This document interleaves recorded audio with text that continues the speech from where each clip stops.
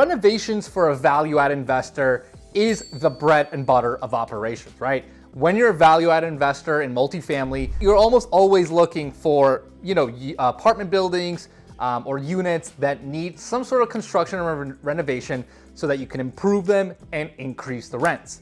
Now, even though that's the bread and butter, a lot of people struggle with renovations, right? I mean, they can be very complex. There's a lot of variables moving. So you really have to make sure you nail down your renovation strategy as a value-add investor. So what I thought I would do in this video is talk about some of the things I think about as I put together my renovation plans for my value-add project. So if you're a value-add investor or you're someone looking to kind of jump into the space, make sure you tune in because this is gonna be really, really helpful stuff. So with that, let's get at it.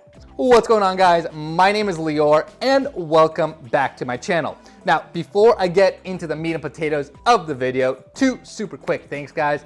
Number one, if this is your first time on my channel, first of all, welcome. Second of all, make sure you smash that subscribe button for me. I'm putting out weekly content on this channel talking all about multifamily investing, so from construction to operations to underwriting to raising capital and everything in between. So if that's the kind of content you're looking for, make sure you subscribe. So with that, let's get right into it. And as I said, what I'm gonna be focusing on is how to come up with a renovation strategy and plan for your particular multifamily that you're looking at. And I will say a lot of this depends on a couple of things, right? First of all, it depends on your business strategy. We're gonna talk about that a lot, right? But it depends on what your strategy is for the building, right? Is this something you're going in to renovate and then, put in tenants and sell the next year? Is this something you're gonna hold for 3 to 4 years? Or is this something that you're thinking of a really long-term hold, like 8, 10 plus years, right? Because that's gonna impact some of the things that you do. The other thing you're gonna wanna consider is the type of marketplace you're in, right? You really wanna understand what kind of market are you in, what kind of neighborhood are you in, and what kind of product you wanna put out.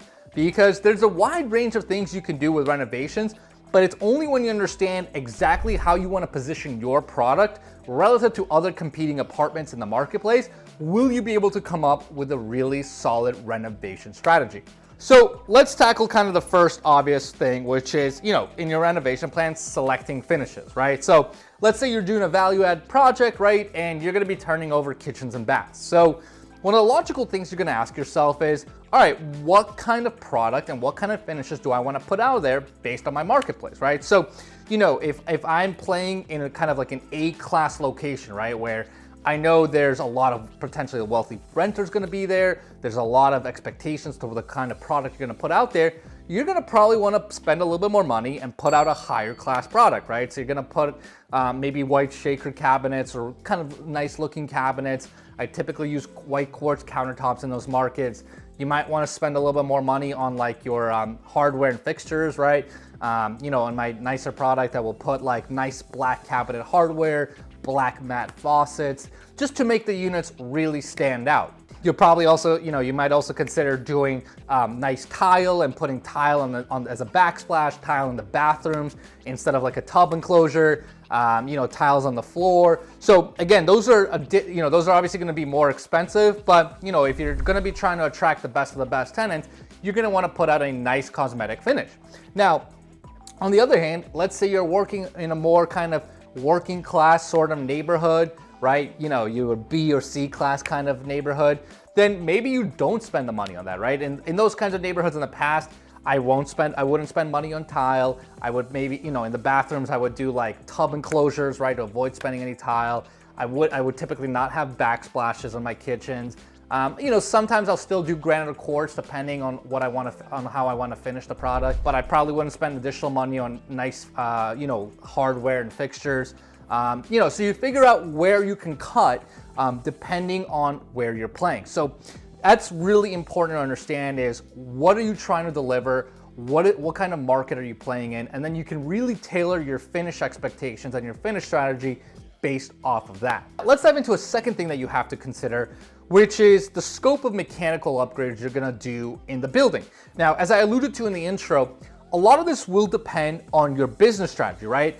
Is this a building that you're gonna renovate and flip the next year? Or is this something that's gonna be a long-term hold for you, right? That maybe you're gonna hold for 8 to 10 years plus, right? And that will have an impact on the type of capex you deploy and the kind of things you decide to do, right? So for example, if I was flipping a multifamily and my goal was to go in, renovate, and then maybe sell the building in a year or two, I would probably not try to go too crazy in terms of mechanical work, right? I would probably just do surface level finishes, make it look as pretty on the outside, so that way I can get tenants in, get high rents, juice the NOI, and try to offload it the next year. But if I was a long-term holder, right, which for a lot of my properties I am, typically my vision is 5 to 10 year holds, I will spend extra money on mechanical upgrades, right? So this could be things like doing additional electrical and plumbing work. In Boston, we buy a lot of really old inventory. Some of our inventory has cast iron plumbing stacks that date from like the 1800s, right? And, if I was flipping that building, I would never touch that. I would just leave it as is and, sell it the next year. But as a long-term holder, I consider upgrades like replacing those stacks, right? Putting in new PVC stacks, because I know, over the course of 8 to 10 years, those are the things that are going to cause me a lot of maintenance issues, right? The plumbing, the electrical, right? Those are the things where you can get a lot of maintenance calls, a lot of maintenance bills, because if your stack leaks and all of a sudden it goes on the walls, someone has to go in, open up the walls, repair, close it up. And that's a pretty big bill you just incurred. So you want to really make sure to align those things, right? Align the term of your hold with the things that you do. Now, it's important to note that, from a today basis, right? If you look at it from today, some of those mechanical upgrades are not necessarily going to be dollar for dollar you're going to get in value today, right? So what I mean by that is, let's say it cost me $7,000 to replace a stack on a smaller multi, right? It's not like by doing that, I've added necessarily $7,000 of direct value to the building, but because I'm saving myself those huge maintenance and headaches down the line, I've actually provided myself a lot of future value, right? But it's important to understand that those are some of these upgrades may not be one-to-ones, in terms of in direct value creation today. But again, if you're holding them over a long term, that's something I would definitely consider. If you're going to be unloading the asset much sooner, then that's something you consider saving the dollars on, because it doesn't necessarily help you out. So hopefully that's helpful. Hopefully I gave you a couple of things to think about as you craft up your renovation and scope of work for your multifamily. Again, make sure you really think this through, right? Really understand what your strategic objectives are, what your positioning is in the marketplace, and that will help you to come up with a true scope of work that you can really implement and put out the best product that makes sense for you. So hopefully that's helpful, guys. Of course, if you have any questions, make sure you hit them in the comments below.